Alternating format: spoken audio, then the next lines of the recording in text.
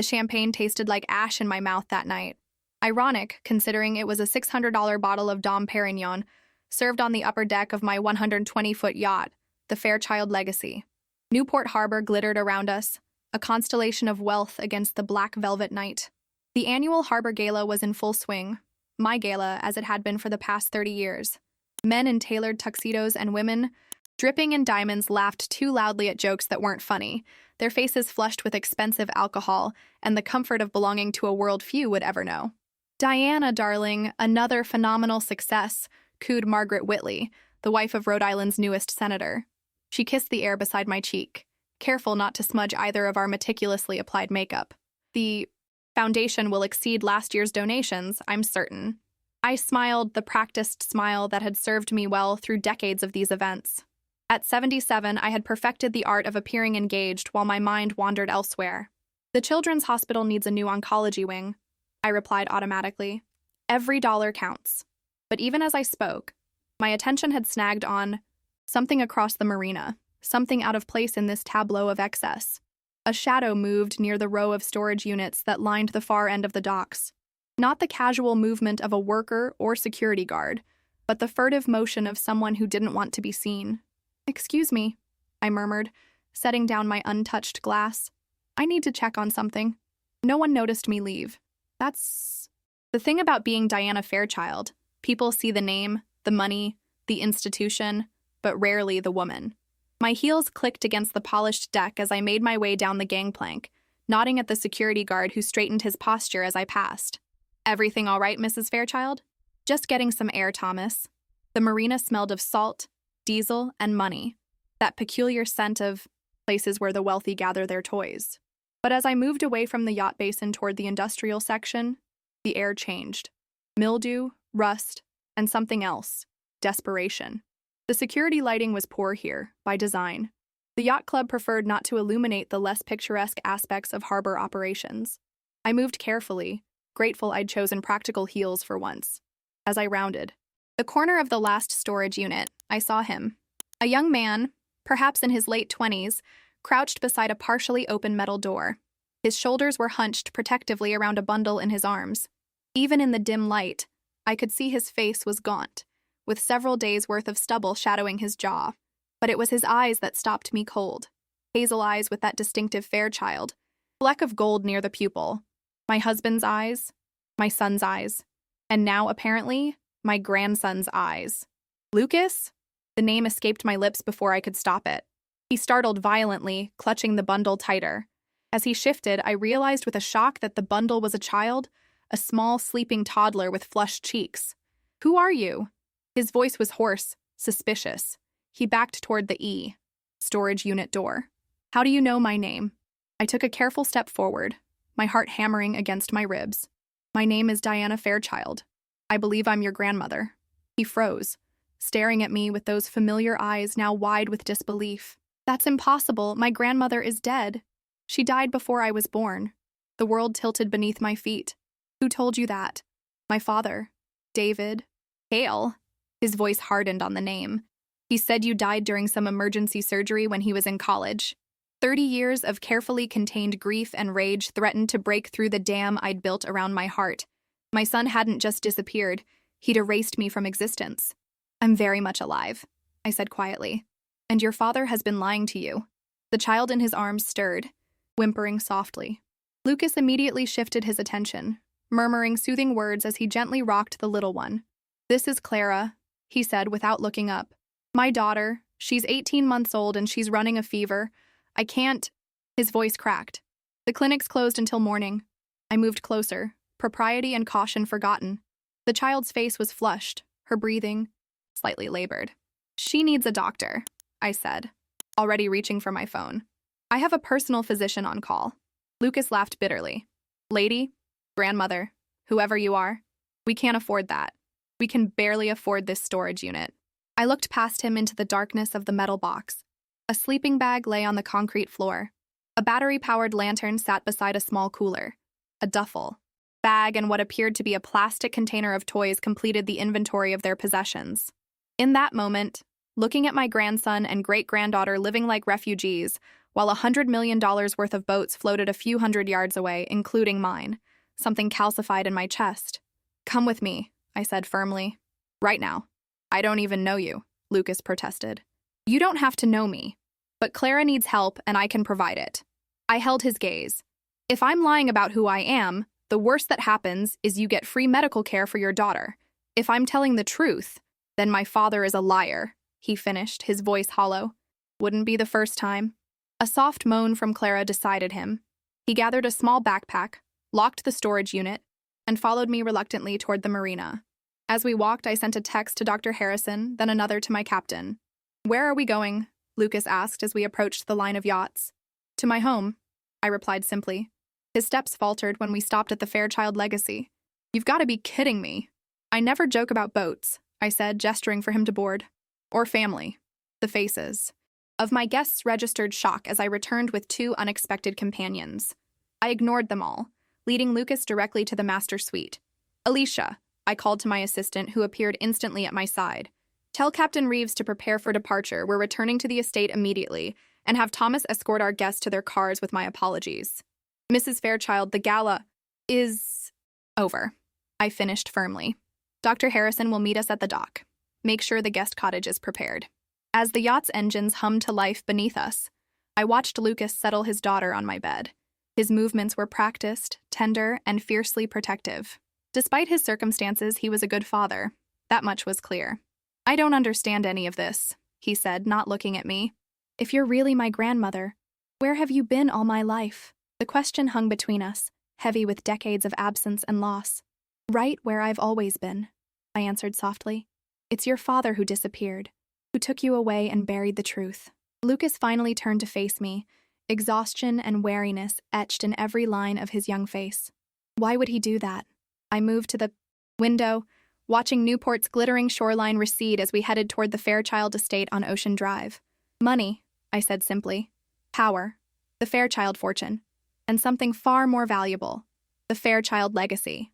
As Clara's breathing eased into sleep, I made a silent vow to the child, to her father, and to myself. This time, I would not fail my family. This time, I would fight for what truly mattered, even if it meant destroying my own son to do it. Dawn broke over Newport with a silent apology for the night before. Golden light spilled across the manicured gardens of the Fairchild estate, illuminating the guest cottage where Lucas and Clara now slept. Dr. Harrison had treated the child's respiratory infection, administered antibiotics, and assured me she would recover quickly. Only then had Lucas finally surrendered to exhaustion, collapsing onto the bed I'd had prepared. I hadn't slept at all. Instead, I'd spent the night in my study, surrounded by the ghosts of my past. Family photographs, legal documents, news clippings from 30 years ago when my son David disappeared with nearly $5 million and a story about my death that apparently he'd been telling ever since. Alicia found me there as the grandfather clock in the hallway chimed 6. She set a cup of Earl Grey tea at my elbow without comment, then positioned herself in the chair across from my desk, notebook ready. In 40 years as my personal assistant, she had seen everything and judged nothing. "They're my family," I said, answering her unasked question. "I know," she replied simply. "I recognize the eyes." I sighed, picking up a photograph of David on his graduation day. Princeton, class of '95. Handsome, brilliant, and as it turned out, ruthless. "My grandson believes I've been dead his entire life. My son told him I died during surgery." Alicia's pen stilled. "While you believed David had simply abandoned the family and stolen the money." "Yes." The word felt bitter on my tongue. "All these years, I thought he just wanted the money. But he wanted more than that. He wanted to erase me entirely. What will you do?" I set the photograph down and reached instead for a different folder, one containing the Fairchild Trust documents, last updated after my husband Thomas's death 15 years ago. First, I'm going to learn everything about Lucas. Who he is, what happened. To him, how he ended up homeless with a toddler. I met Alicia's gaze. Then I'm going to make sure he and Clara are secure for the rest of their lives. And David? I closed the folder. David will answer for what he's done. A soft knock interrupted us. Martha, the housekeeper, appeared in the doorway. "Mrs. Fairchild, your guests are awake." The young gentleman seems confused.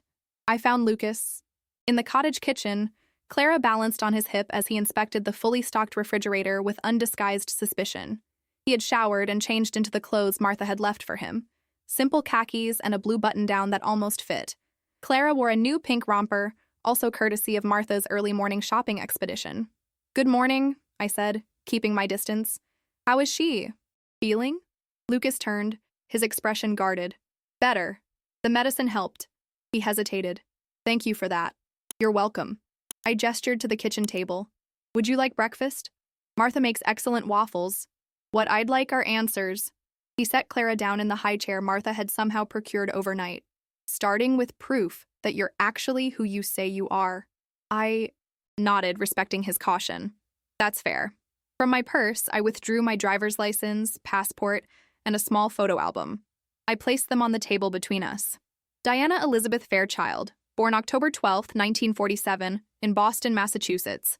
Married to Thomas James Hale in 1969. One son, David Thomas Hale, born February 3, 1973. I opened the photo album to show a picture of myself holding a Tew. Newborn. Your father.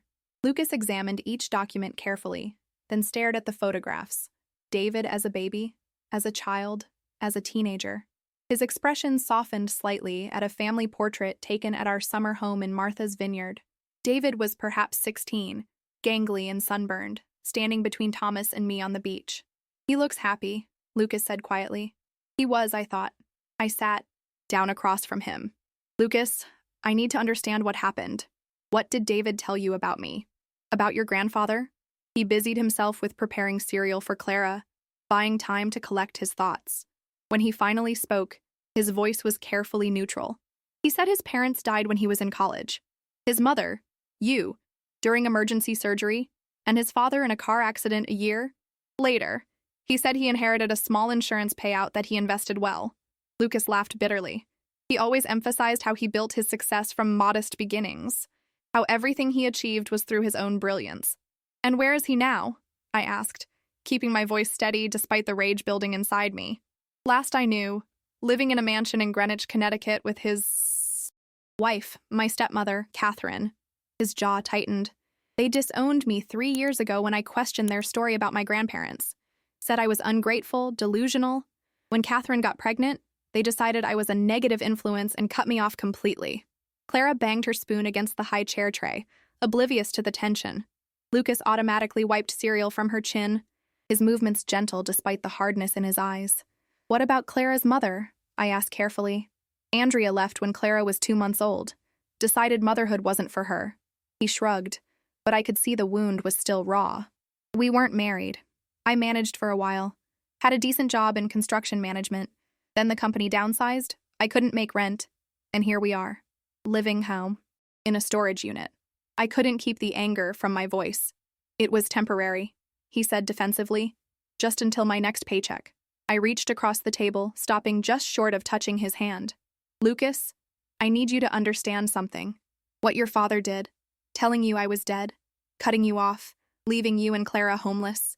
It's unforgivable, but it's also part of a much bigger deception." His eyes met mine, wary, but listening.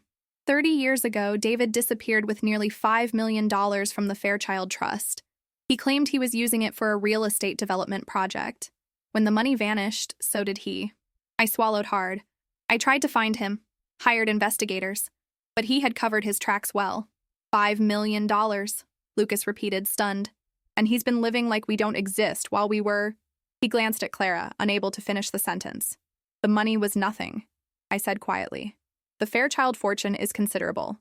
Losing $5 million was painful, but not devastating. What broke me was losing my son, believing he had simply abandoned us for money. And instead, he was telling everyone you were dead." Lucas shook his head in disbelief. "Why would he do that?" "Control of the narrative," I replied. "As long as I was dead, no one would question his story about his origins, his inheritance, his right to whatever he claimed as his own." Clara had finished her cereal and was now squirming in the high chair. Lucas lifted her out, holding her close as if she might disappear. "I don't know what you want from me," he said finally. "I appreciate the help with Clara, but we can't stay here. We don't belong in this." He gestured vaguely at the cottage, the estate beyond. "That's where you're wrong." I said, rising from the table. Come with me. I led him from the cottage across the estate grounds to the main house, a sprawling Georgian mansion overlooking the Atlantic. Lucas followed reluctantly. Clara balanced on his hip. His eyes widened as we entered the grand foyer with its sweeping staircase and crystal chandelier. This has been the Fairchild family home for 4 generations, I explained as we walked through rooms filled with antiques and artwork collected over a century.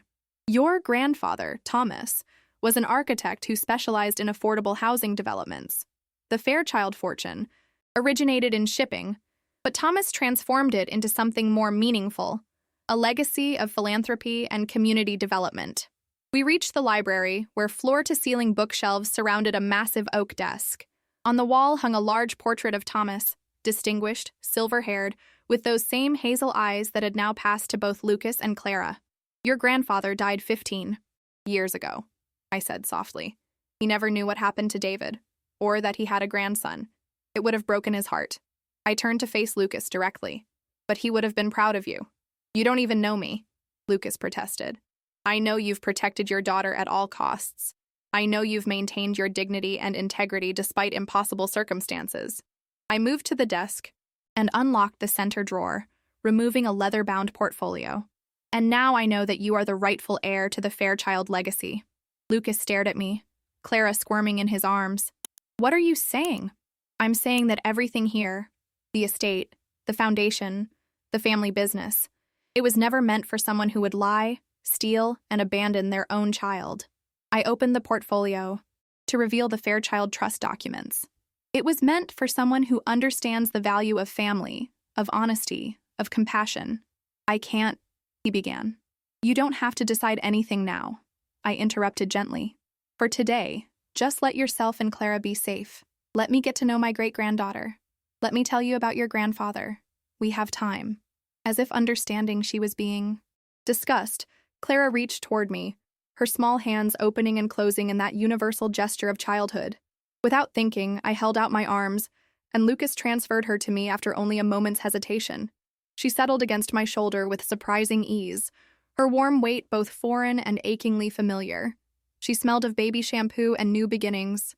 Hello, Clara, I whispered, against her soft curls. I'm your great-grandma Diana. And for the first time in 30 years, the empty chambers of my heart began to fill.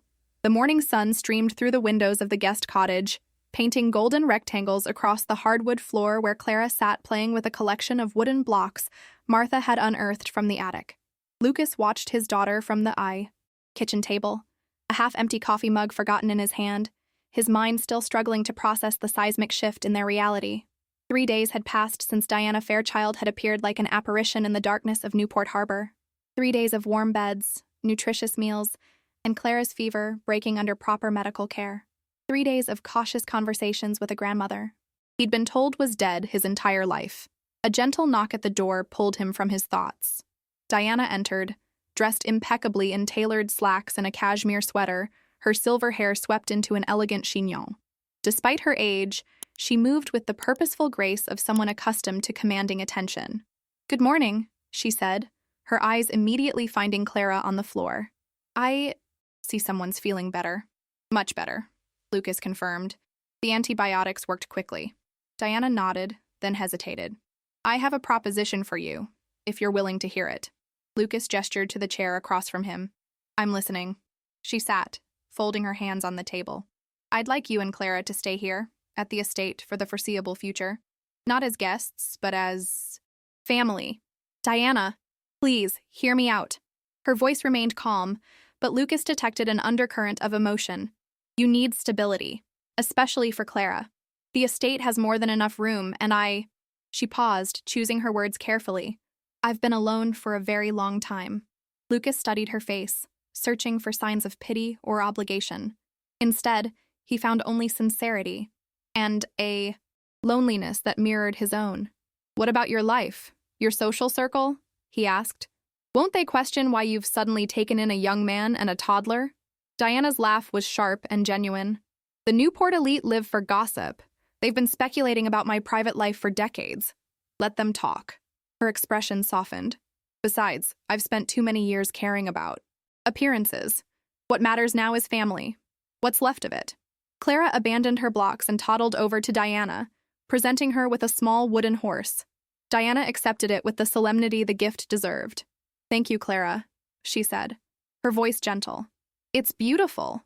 "Horsey," Clara declared, then climbed confidently into Diana's lap, as if she'd been doing it her entire life. Lucas watched the interaction with a mixture of surprise and something close to relief.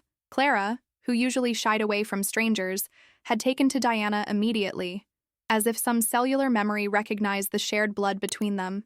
"I don't want charity," he said finally. "Good, because I'm not offering any." Diana's tone sharpened. "What I am offering is a place for you to rebuild while we figure out next steps."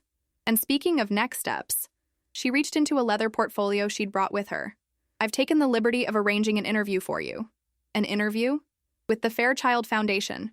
We need a new project coordinator for the Community Housing Division. The position requires someone who understands construction management, has experience with budgets, and possesses first-hand knowledge of housing insecurity." She met his gaze steadily. "You're qualified." Lucas stared at her. "You can't just—" "I can, and I did," she interrupted. "I arranged the interview. Whether you get the job is entirely up to you and the hiring committee. I don't interfere with foundation operations." She set a folder in front of him. "The interview is next Tuesday. That gives you 5 days to prepare." The familiar pride that had kept him going through homelessness and hunger warred with the practical reality of his situation. He had a daughter to consider. A daughter who deserved stability, safety, and a future. "All right," he conceded. "I'll take the interview. But if I get the job, Clara and I will find our own place. Somewhere modest but safe." Diana nodded, though something like disappointment flickered across her face. "That's fair. In the meantime, there's something else we need to discuss." She hesitated. "Your father." Lucas felt his shoulders tense. "What about him?" "He needs to know that you're here, that I know the truth." "Why?" The word came out sharper than he intended. "He made his choice. He threw us away. Why give him the courtesy of a warning?" Diana shifted Clara on her lap, buying time to choose her words carefully. "Not for courtesy, for strategy. David stole more than money from this family. He stole time, truth, connection." Her voice hardened. "I want him to know that his lies have been exposed." Lucas studied her, seeing beyond the refined exterior to the steel beneath. "You want justice." "I want accountability," she corrected. "There's a difference." Clara scrambled down from Diana's lap and returned to her blocks, humming tunelessly to herself. Both adults watched her for a moment, their shared blood evident in the determined set of her small shoulders as she constructed a tower. "When?" Lucas asked finally. "I've arranged for my lawyer to contact him today. Just a simple message. His presence is requested at the Fairchild estate on Friday regarding a matter of inheritance." "He won't come." Diana's smile was thin and sharp as a blade. "Oh, he'll come. David has never been able to resist the promise of money." Lucas felt a chill at the certainty in her voice. "What are you planning?" "Nothing dramatic," she assured him.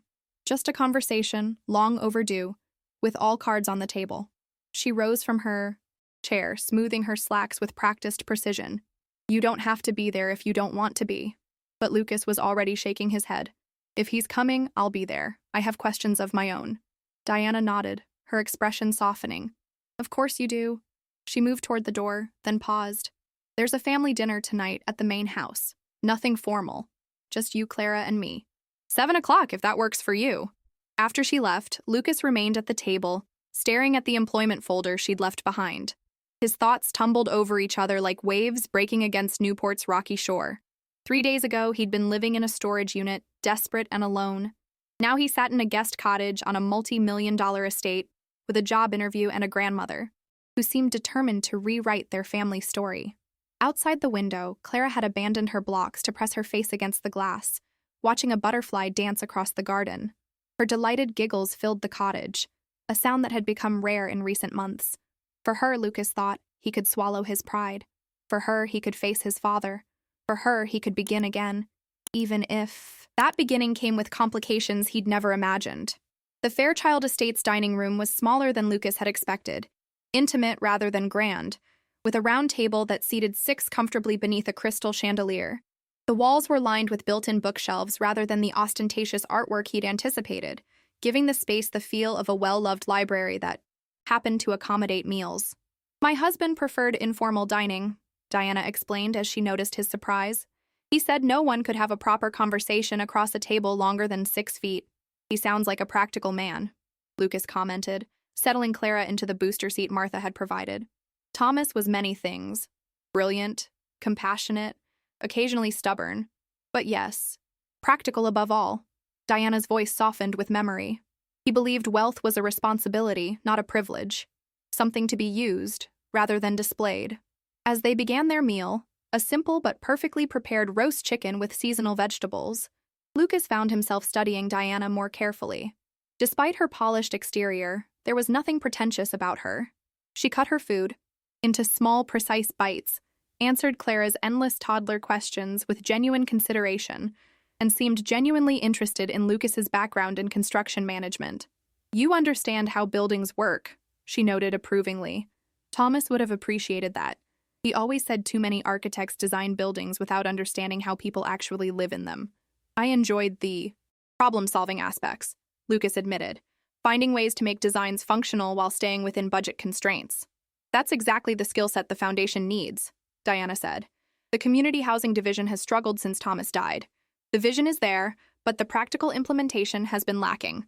Lucas set down his fork. "About that job interview, you don't have to decide anything tonight," Diana interrupted gently.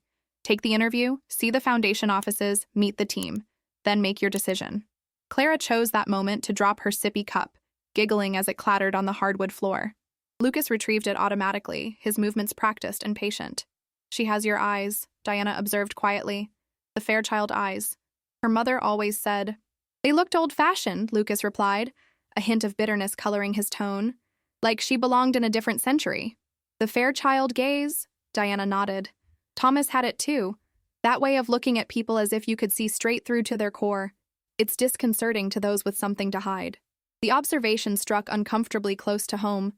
Lucas had always been able to sense dishonesty, a skill that had served him well in business but had ultimately cost him in personal relationships, particularly with his father.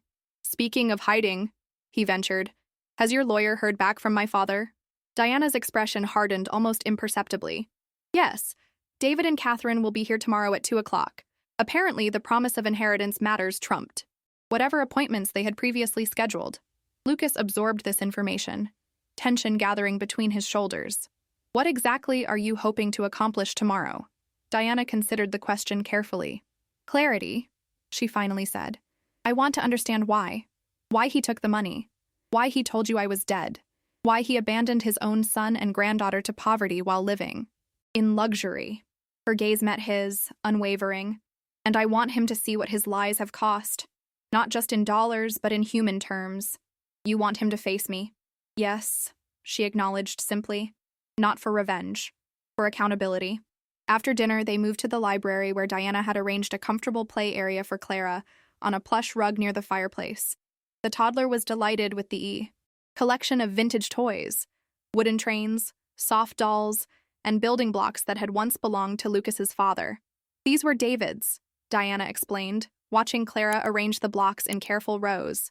"Before everything changed, he was a thoughtful child, creative, sensitive. I've often wondered what happened to that boy." "Money," Lucas suggested bitterly. "Power. Greed." Diana shook her head. Slowly. "Perhaps. But I think it might be something deeper. Something broken inside him that money merely amplified." She settled into a leather armchair, her posture still perfect despite the late hour. "Tell me about your mother." The question caught Lucas off guard. "I don't remember her much. She died when I was 6. Cancer. Dad remarried Catherine about a year later." "I'm sorry," Diana said, softly. "Was she kind to you?" "Catherine?" Lucas considered the question. "At first, she was young, only 10 years older than me, more like a sister than a mother. But after she got pregnant with their first child, things changed. I became inconvenient. And that's when they sent you away to boarding school." It wasn't a question, but Lucas nodded anyway. "Exeter, then Yale. I came home less and less. By the time I graduated college, we were practically strangers." "Yet you still sought their approval," Diana observed. "You still went back." Lucas stared into the fireplace, watching the flames dance. "They were all the family I had." He laughed humorlessly. "Or so I thought." Clara abandoned her blocks and climbed into his lap, her small body warm against his chest. He inhaled the scent of baby shampoo and innocence, grounding himself in the present. "Tomorrow will be difficult," Diana said quietly. "For both of us." "I know. Whatever happens, whatever is said, remember that you have a home here now. You and Clara both." She rose from her chair, moving toward the door with a grace that belied her age. "Get some rest. Tomorrow we face the past so we can begin building the future."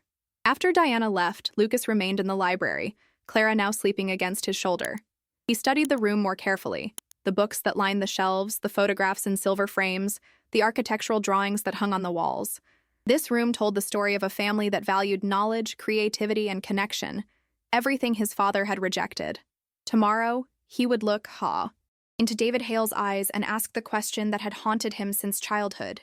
Why wasn't I enough? He wasn't sure he was ready for the answer, but for Clara's sake, for his own sake, he needed to hear it. Whatever came next, Lucas knew one thing with absolute certainty. The cycle of abandonment ended with him. Clara would grow up knowing she was loved, valued, and enough, exactly as she was. With that resolution firm in his mind, he carried his sleeping daughter back to the cottage, where dreams of belonging awaited them both. 2:00 approached with the inexorable certainty of an incoming tide. Lucas stood at the window of the main house's study, watching the long gravel driveway that wound through the estate's immaculate grounds. Clara was napping in the guest cottage under Martha's watchful eye, safely removed from the confrontation to come. "They'll be punctual," Diana remarked from her position behind the massive oak desk. David has always been obsessively on time, a trait he inherited from his father. As if summoned by her words, a sleek black Mercedes appeared at the estate gates, proceeding slowly up the drive with an air of entitled confidence. Lucas felt his heart rate accelerate, his palms dampening with sweat. "You don't have to stay," Diana reminded him gently. "Yes, I do." His voice was steady despite the turmoil inside. "I've spent my whole life running from this conversation." The doorbell chimed precisely at 2:00. Lucas heard Alicia's measured footsteps in the hallway, followed by the murmur of voices. Then the study door opened, and there they were, the ghosts of his past made flesh. David Hale had aged well, his tall frame still lean and athletic at 62, his silver hair expertly cut to minimize the receding hairline. He wore casual luxury, cashmere sweater, designer jeans, Italian loafers, the uniform of the wealthy who want to appear effortlessly successful. Beside him, Catherine maintained the cultivated beauty of a woman who had access to the best dermatologist and plastic surgeon's money could buy. Her blonde hair fell in perfect waves around a face frozen in perpetual youth. For a moment, the tableau held 4 people locked in silent assessment, the weight of 3 decades of lies hanging heavy between them. Then David's carefully composed expression shattered as his gaze fell on Lucas. "What the hell is this?" he demanded, his voice tight with fury and something that might have been fear. "What kind of ambush?" "Sit down, David." Diana's command cut through his bluster like a blade through silk. "You too, Catherine. We have much to discuss." "I'm not discussing anything with him present," David snapped, jabbing a finger toward Lucas. "Whatever game you're playing, Mother, I won't participate. This isn't a game," Diana replied, her voice icily calm. "This is a reckoning, 30 years overdue." "If this is about money," Catherine began, her practiced socialite smile faltering. "This is about truth," Lucas interjected quietly. "Something in short supply in this family." David's attention swiveled to him, eyes narrowing. "You have no right to be here. No right to involve my mother in whatever scheme you've concocted." "Your mother?" Lucas couldn't contain the bitter laugh that escaped him. "The mother you told me was dead? That mother?" The color drained from David's face. Catherine's hand flew to her throat, a gesture of performative shock that might have been convincing if Lucas hadn't seen it countless times before. "Sit down." Diana's voice had lost all warmth. Now, whether from habit or shock, they obeyed, lowering themselves stiffly onto the leather sofa opposite her desk. Lucas remained standing by the window, unwilling to surrender the physical advantage of height. 3 nights ago, Diana began, her tone measured and precise, "I was hosting the annual harbor gala aboard my yacht when I discovered something rather extraordinary. My grandson, living in a storage unit with, his toddler daughter, under the impression that I had died before he was born. She fixed David with a gaze that could have frozen flame. Imagine my surprise. There's been a misunderstanding, David attempted, professional charm sliding into place. Lucas has always had a flair for the dramatic. Whatever he's told you, he didn't need to tell me anything, Diana interrupted coldly. The evidence was right before my eyes. A young man, my flesh and blood, homeless, struggling to care for a sick child, while his father lives in a $7 million estate in Greenwich. You don't understand the situation, Catherine interjected, her voice taking on the reasonable tone she'd always used when explaining why Lucas couldn't join them for holidays or family vacations. Lucas made choices. The only choice I made, Lucas cut in, was asking questions about my grandparents, about where our family money really came from, about why we never visited Newport despite Dad's supposed deep roots here. David stood abruptly, his composure fracturing. This is absurd. I don't have to listen to this. Sit down, David. Diana's voice cracked like a whip. Or I will call the police. And have you arrested for fraud, embezzlement, and elder abuse. I have 30 years of evidence. Test me. Something in her tone, the absolute certainty of her threat, made David sink slowly back onto the sofa.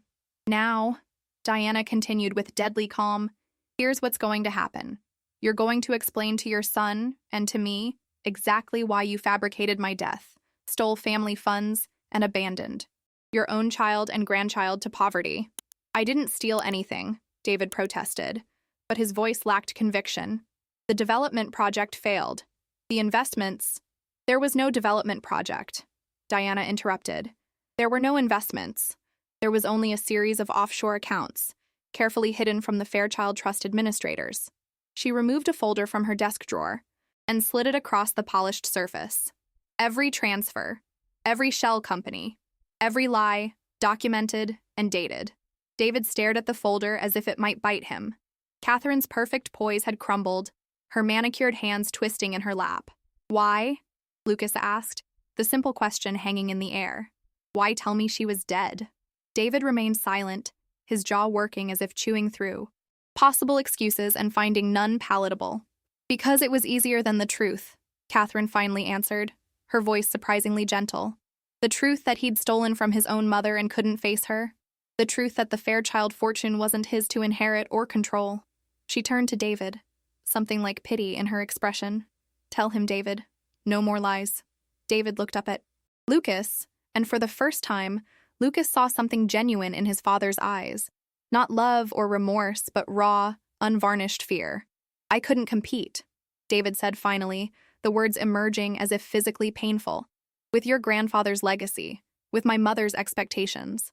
I was never going to be Thomas Hale, the great architect, the noble philanthropist, the beloved patriarch. Bitterness seeped into his voice.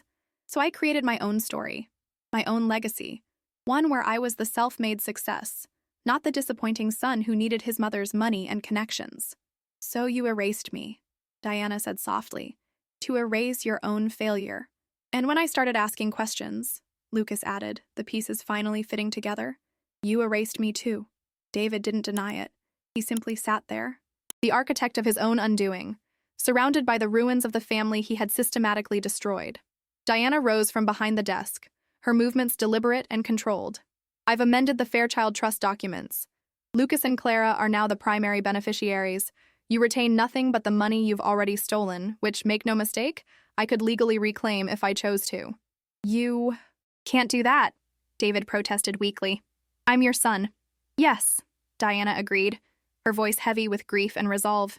You are my son, which is why I'm not pressing charges or demanding restitution. Your punishment is living with the knowledge of what you've done and what you've lost. Lucas watched his father shrink before his eyes, the carefully constructed facade crumbling to reveal the frightened, hollow man beneath.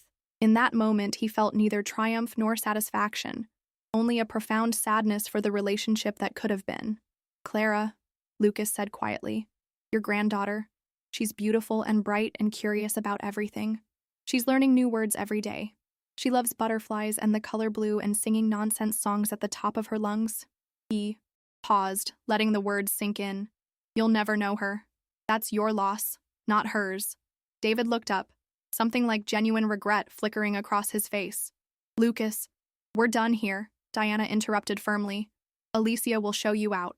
As if on cue, the study door opened, and Alicia appeared, her expression professionally neutral, despite having undoubtedly heard every word. Catherine rose. First, gathering her designer handbag with trembling hands. For what it's worth, she said to Lucas. I'm sorry. David followed silently, a shadow of the man who had entered the room just 30 minutes earlier.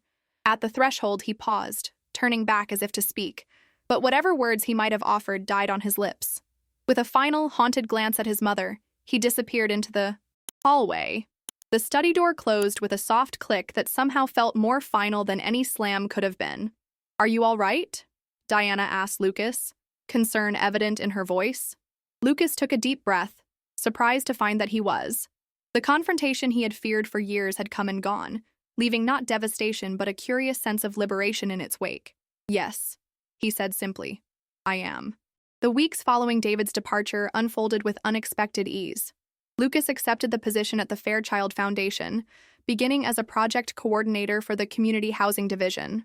The work was challenging and deeply satisfying, reviewing designs for affordable housing developments, meeting with community stakeholders, ensuring that construction timelines and budgets aligned with the Foundation's mission of creating sustainable, dignified homes for those in need. Clara blossomed in the stability of their new life. She spent mornings in the Foundation's on-site childcare center, afternoons exploring the estate gardens with Martha or Diana, and evenings with Lucas in the guest cottage that was gradually becoming home. Her vocabulary expanded daily, her confidence grew, and the shadows of insecurity that had haunted her during their months of homelessness began to fade. Diana, too, seemed transformed. The rigidly poised matriarch Lucas had first met on the yacht was revealing herself to be a woman of unexpected warmth, dry humor, and fierce intelligence. She respected Lucas's boundaries, never pushing for more closeness than he was ready to give, while building her own special relationship with Clara. One evening in late October, Lucas returned from work to find Diana and Clara on the main house's back terrace, bundled against the autumn chill as they fed the family of ducks that had taken up residence in the ornamental pond. "Daddy!" Clara called, waving excitedly. "We got baby ducks." "Ducklings," Diana corrected gently. "They hatched yesterday. Perfect, timing before they migrate south." Lucas joined them at the pond's edge, lifting Clara onto his shoulders for a better view.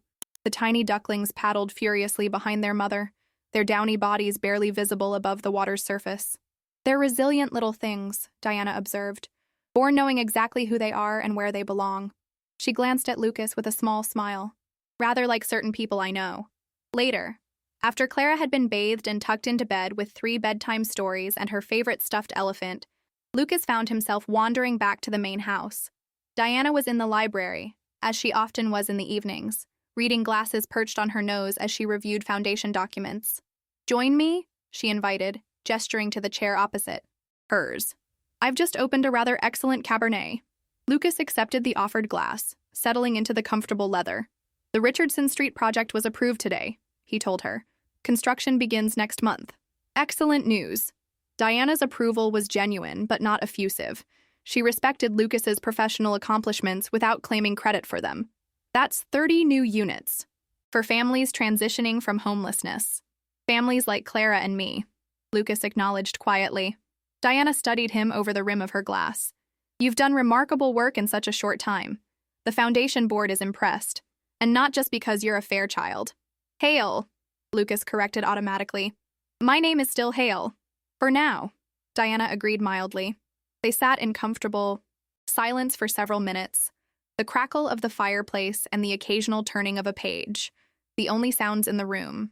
Lucas found himself studying the portrait of his grandfather that hung above the mantel, a distinguished man with kind eyes, and the same strong jawline Lucas saw in his own mirror each morning. "I've been thinking about what happens next," Lucas said finally. Diana set down her papers, giving him her full attention. "Oh? Clara and I have been here almost 2 months. The Foundation salary is generous, and I've started looking at apartments in Newport." He hesitated. "It's time we found our own place." Something like disappointment flickered across Diana's face, though she quickly masked it. "Of course, I understand completely. You need your independence." "It's not about independence," Lucas clarified. "It's about defining our relationship properly." Diana's elegant brows rose slightly. "I'm not sure I understand." Lucas set down his wine glass, leaning forward. When we first came here, it was an emergency situation. You took us in out of family obligation and basic human decency. But now, he searched for the right words. Now it feels like we're in limbo. Not quite guests, not quite family. You are family, Diana insisted, a rare flash of emotion coloring her tone. You and Clara both.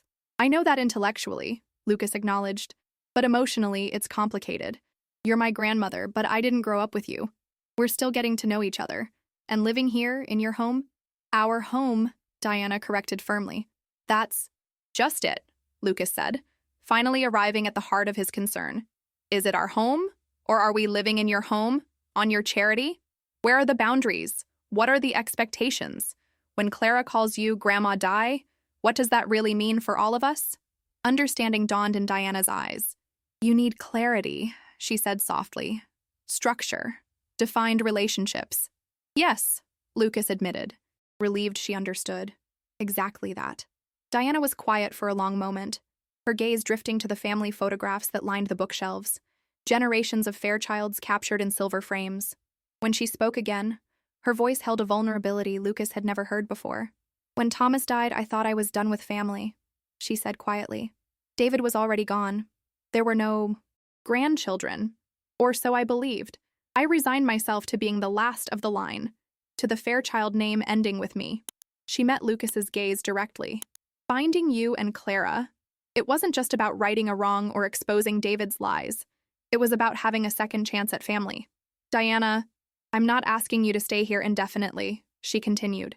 I understand your need for independence, for your own space with Clara. But before you decide on an apartment in town, I'd like to make a counterproposal. Lucas waited, curious despite himself. The east wing of the main house has its own entrance, kitchen, and living areas. It was originally designed as a separate apartment for Thomas's mother when she was alive.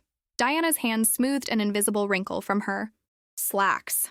It would give you and Clara privacy and autonomy, while still keeping you close enough for us to be a proper family, to build those relationships you spoke of. The suggestion caught Lucas off guard. You want us to live here permanently? I want you to consider it, Diana clarified. To see the space, think about the possibilities, and make the decision that feels right for you. And Clara, she smiled faintly. I'm not above using my great-granddaughter's attachment to the duck pond as leverage, I admit. Lucas couldn't help but laugh at her candor. That's fighting dirty. I'm 77 years old, Lucas. I don't have time to fight fair. Her expression sobered. I lost 30 years with you. I don't want to lose any more time than necessary. The simple honesty of her statement resonated deeply. Lucas thought of Clara's delight in the estate grounds, of the peace he'd found in the rhythm of their new life, of the growing ease between himself and this remarkable woman who had reclaimed them from the shadows. Show me the east wing, he said finally. I'll consider it. Diana's smile was worth any concession. Tomorrow, she promised. For now, there's something else I wanted to discuss with you. She reached for a thick manila envelope on the side table. The Fairchild Trust. Lucas tensed slightly. Diana, I know you don't want the money, she interrupted gently. Your pride is both admirable and occasionally frustrating. But this isn't just about money. It's about legacy. The legacy your grandfather built. The one your father rejected. The one that rightfully belongs to you and Clara. She opened the envelope and removed a stack of legal documents. I've had the trust restructured. The bulk of the Fairchild fortune will remain in the foundation, continuing Thomas's work in affordable housing and community development. A portion will be placed in a trust for Clara's education and future security. She hesitated. And the remainder will transfer to you, along with stewardship of the foundation. Diana, that's too much. It's not a gift, she said firmly. It's a responsibility. One I believe you're uniquely qualified to handle, given your personal experience and professional expertise. Her gaze was steady, challenging. The question isn't whether you deserve it, Lucas. The question is whether you're willing to accept it, to become not just a Fairchild in name, but in purpose. Lucas stared at the documents before him, feeling the weight of history, of expectation, of possibility. In that moment, he understood what his father had fled from, not just the responsibility of wealth, but the deeper moral obligation it carried. I need time, he said finally. Diana nodded, gathering the papers back into the envelope. Take all the time you need. The legacy isn't going anywhere. She rose gracefully, placing a gentle hand on his shoulder as she passed. Neither am I. After she left, Lucas remained in the library, surrounded by the physical evidence of the Fairchild history. Books, photographs, architectural drawings that had shaped communities across New England. He thought of the storage unit where Clara had slept just 2 months ago, of the stark contrast between that existence and this one. He thought, too, of his father, a man who had everything and still felt empty enough to throw it all away, including his own son. I won't be like him, Lucas whispered to the silent room, a promise to himself, to Clara, to the grandmother who had found them in the darkness. I won't run from this. Outside, the autumn wind rustled through the gardens, carrying the first hint of winter's approach. But inside the Fairchild estate, something new was taking root. Something like hope, like family, like home. Spring arrived in Newport with explosive color. Cherry blossoms erupting along the estate's winding driveway, daffodils carpeting the rolling lawns, and tulips standing at attention in Diana's meticulously planned gardens. 6 months had passed since that fateful night at the Harbor Gala, transforming not just the seasons, but the lives that now intertwined at the Fairchild estate. Lucas leaned against the doorframe of his office in the East Wing, watching Clara chase butterflies across the terrace with Diana following at a more measured pace. At 2 years old, Clara was a whirlwind of energy and curiosity, her vocabulary expanding daily, her personality blossoming in the security of their new life. Mr. Hale? Sophia, his assistant at the foundation, appeared in the doorway with a stack of blueprints. The revisions for the Providence project just arrived. The contractors need approval by tomorrow if we're going to break ground next month. Thank you, Lucas said reluctantly, turning away from the window. I'll review them right away. As Director of Housing Development, a promotion he'd received after just 4 months at the foundation, Lucas now oversaw all new construction projects throughout Rhode Island. The work was demanding but deeply satisfying, allowing him to transform his personal experience with housing insecurity into tangible solutions for others facing similar challenges. He spread the blueprints across his desk, immediately spotting modifications to the community garden space he'd insisted on including in every development. These weren't just buildings.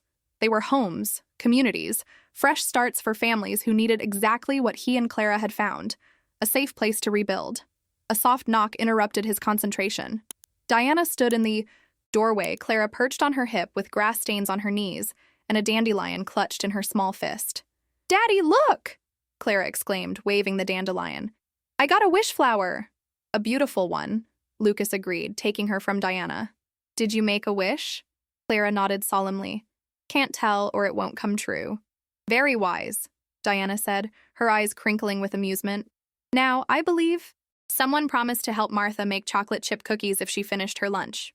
"Cookies!" Clara wiggled to be put down, racing toward the main house kitchen where Martha waited. Diana watched her go with undisguised affection. "She's thriving," she observed quietly. "You both are." Lucas couldn't disagree. The East Wing had become home in every sense, a private sanctuary for him and Clara, that still allowed for the natural flow of family life with Diana. The awkwardness of those early days had given way to comfortable routine, to Sunday dinners in the main dining room, to Clara's delight in having both Daddy and Grandma Di within easy reach. "The board meeting went well yesterday," Diana said, changing the subject. "Everyone was impressed with the quarterly report. 5 new housing developments in 6 months is unprecedented for the foundation. We have good people," Lucas demurred, "and solid funding. We have good leadership," Diana corrected firmly. "You've brought something essential to the foundation, Lucas. Practical experience combined with genuine empathy. It's a powerful combination." Before Lucas could respond, his phone chimed with a news alert. He glanced at the screen, then froze, his expression shifting from surprise to grim satisfaction. "What is it?" Diana asked, instantly alert to the change. Lucas handed her the phone, displaying the headline, "Hale Investments CEO indicted on fraud charges." Diana scanned the article quickly. Federal prosecutors have charged David Hale with multiple counts of investment fraud and tax evasion. Estimated client losses exceed $20 million. She looked up at Lucas. "Did you know about this?" "I suspected," he admitted. "About 3 months ago, one of my former colleagues mentioned Hale Investments was under SEC investigation. I didn't say anything because—" he hesitated. "Because you didn't want me to worry." Diana finished for him. Or perhaps because you didn't want to. Reopen old wounds. Lucas nodded, taking back the phone. According to this, he's been operating a sophisticated Ponzi scheme for years, using new investor funds to pay dividends to existing clients while siphoning millions for personal use. Like father, like son, Diana murmured, a shadow crossing her face.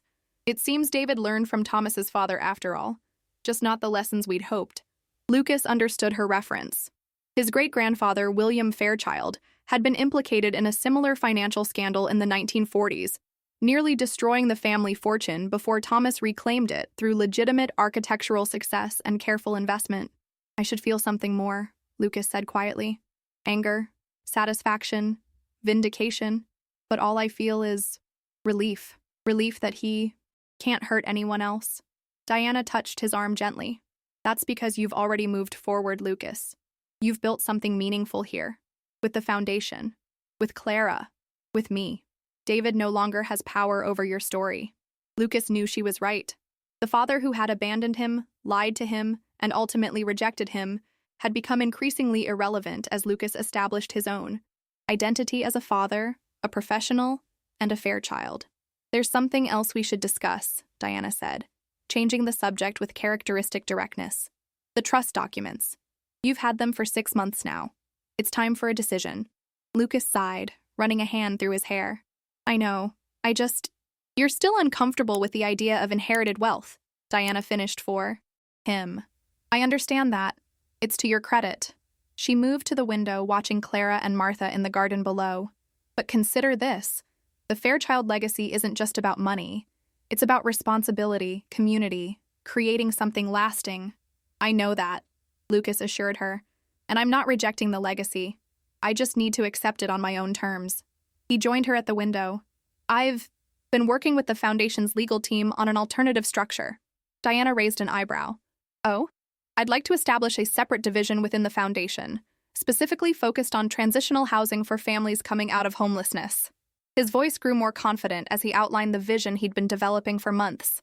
Not just apartments, but comprehensive support, childcare, job training, financial literacy, the things that would have made all the difference for Clara and me. Diana's expression softened with pride. The Fairchild Family Initiative? The Clara Fairchild Initiative, Lucas corrected with a small smile. If that's acceptable to you. More than acceptable, Diana said, her voice thick with emotion. It's perfect. They stood together, in comfortable silence, watching Clara help Martha plant marigolds along the garden path, her small hands patting the soil with exaggerated care. In that quiet moment, Lucas felt the last pieces of his new life settling into place. Not with the dramatic finality he might once have expected, but with the gentle certainty of rightness. I've decided to legally change our name, he said quietly, from Hale to Fairchild, for both Clara and myself. Diana's intake of breath was almost imperceptible, but the emotion in her eyes spoke volumes. Thomas would be so proud, she whispered. As am I. Outside, Clara looked up and waved, her face alight with the simple joy of being exactly where she belonged. Lucas waved back, marveling at how far they had come from that dark night at the marina. From desperation to purpose, from isolation to family, from a storage unit to a legacy. The journey wasn't over, he knew. There would be challenges ahead, decisions to make, a foundation to build, and a daughter to raise. But for the first time in his life, Lucas wasn't facing the future alone.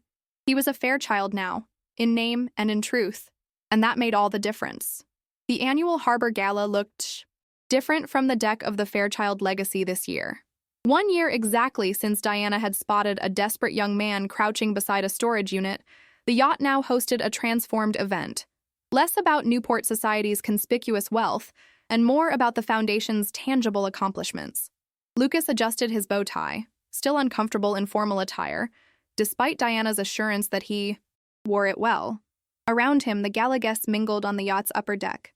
Foundation board members, community partners, major donors, and most significantly, families who had directly benefited from the Fairchild Family Initiative's first completed housing project. Mr. Fairchild? A young woman approached, her toddler balanced on her hip in a posture Lucas recognized all too well. I wanted to thank you personally. Our apartment in the River Street complex, it's changed everything for us. Lucas smiled, recognizing her from the project's opening ceremony 3 months earlier. Elena, right? How's the nursing program going? Her surprise that he remembered was evident. Really well. With the on-site childcare, I can actually make it to all my classes. I'm on track to graduate next. Spring. That's excellent news, Lucas said sincerely. And how do you like the community garden? Mateo has claimed a whole section as his personal domain, she laughed, bouncing the curly-haired boy on her hip. He's convinced the tomatoes grow faster when he sings to them. A sound horticultural strategy, Diana commented, joining the conversation with characteristic grace. Clara employs the same technique with our daffodils, though I can't say it's been scientifically verified. Elena's eyes widened slightly at Diana's presence, but she relaxed when the older woman immediately engaged her son in conversation, asking serious questions about his tomato-growing methods, as if consulting a recognized expert. Lucas stepped back, watching the interaction with quiet satisfaction. This was what the gala should have been all along. Not just wealthy donors writing checks, but genuine connection between those who could help and those who needed it. You've transformed more than just the foundation, observed Alicia, who had appeared at his elbow with her usual quiet efficiency.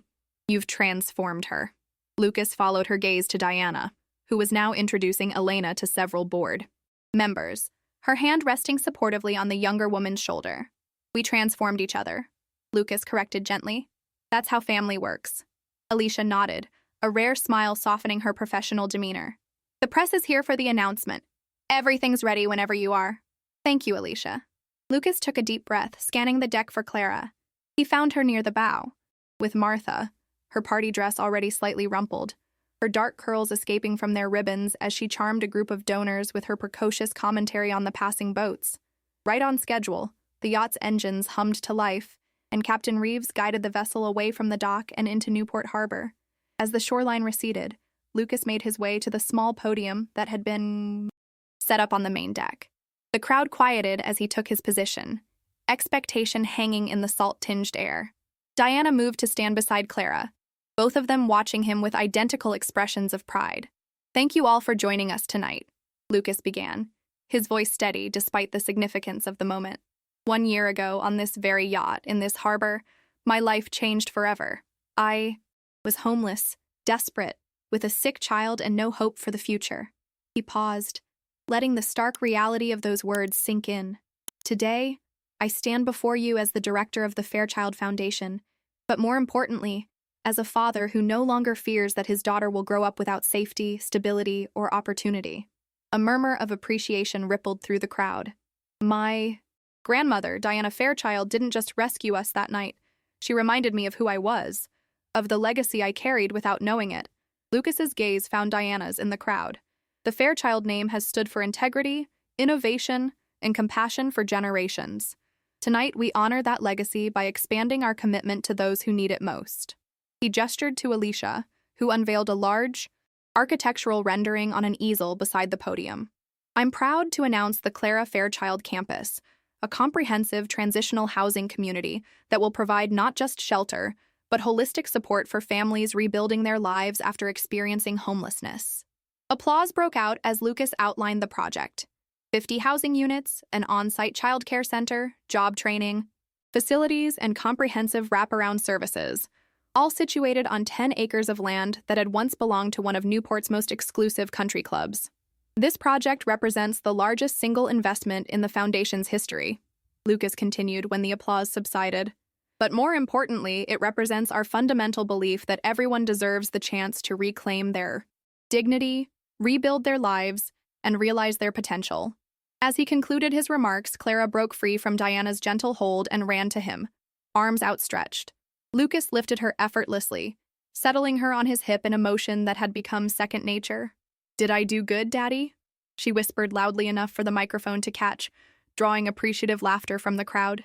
"You did perfectly, sweetheart," he assured her, pressing a kiss to her forehead before addressing the audience one final time. The Clara Fairchild campus will break ground next month, with completion scheduled for fall of next year. I invite all of you to join us in this journey, not just as donors, but as partners in creating lasting change for families like mine. The applause was immediate and enthusiastic, but Lucas barely registered it. His attention was on Diana, who had made her way to the podium with tears shimmering in her eyes. "Your grandfather would be so proud," she said softly, taking Clara from his arms. "As am I." Later, as the yacht returned to port and the guests disembarked, Lucas found himself at the stern, watching the lights of Newport Harbor glitter against the darkening sky. The spot where he had once huddled with Clara in a storage unit was visible in the distance, a stark reminder of how far they had come. Diana joined him at the railing, elegant in her midnight blue gown despite the late hour. "Penny for your thoughts," she offered. "I was just thinking about that night," Lucas admitted. "How close we came to never finding each other. If you hadn't noticed us." "But I did," Diana said simply. "Perhaps it was chance. Perhaps it was something more." She smiled, the lines around her eyes deepening. "Your grandfather always said there are no accidents in life, only opportunities disguised as coincidences." Lucas considered this, watching the harbor lights blur and refocus. "I've been thinking about David," he confessed, "about whether to visit him before the sentencing." Diana's expression remained carefully neutral. "And have you decided?" "Yes," Lucas said slowly. "I'm going to see him, not for closure or forgiveness or any of those things people talk about, but because I want him to know about Clara's campus, about what his lies and greed inadvertently created." "Not revenge," Diana observed. "Accountability." "Exactly." Lucas smiled, faintly. "You taught me that." They stood in companionable silence as the yacht approached its berth, the skilled crew securing lines and preparing the gangway. Martha appeared with a sleepy Clara who had finally succumbed to the excitement of the evening. "I'll take her home," Diana offered, gathering her great-granddaughter into her arms with practiced ease. "You should stay. Greet the last of the donors as they leave." Lucas nodded, pressing a kiss to Clara's forehead. "I won't be long." As Diana carried Clara down the gangway, the little girl stirred slightly, lifting her head from her great-grandmother's shoulder. "Grandma die?" she murmured drowsily. "Are we home now?" "Yes, darling," Diana answered, her voice carrying clearly across the quiet marina. "We're home." The simple exchange echoed in Lucas's heart as he watched them disappear into the waiting car. Home. Such a small word for such an enormous concept. Not just a place, but a feeling, a belonging, a certainty. 1 year ago, he had stood in this same harbor, desperate and alone, with no idea that his life was about to change forever. Now he stood as Lucas Fairchild, heir to a legacy larger than wealth, steward of a foundation that would change countless lives, father to a daughter who would never know the fear and insecurity that had marked his own childhood. In the middle of a luxury event, his grandmother had discovered him living in a dark storage unit, believing she was dead. She had taken him aboard her yacht and revealed the truth about their family's fortune. But the real revelation, the true inheritance, had nothing to do with money at all. It was about reclaiming what had been lost, about rebuilding what had been broken, about recognizing that the most valuable legacy isn't written in trust documents or carved on buildings, but lived in the choices we make and the lives we touch. As Lucas walked down the gangway toward the future that awaited him, he carried that knowledge like a beacon, illuminating not just his path, but the paths of all those who would follow. The cycle of loss had been broken, the legacy of compassion restored. And in that restoration, Lucas had found not just a family fortune, but something infinitely more precious. He had found his way home.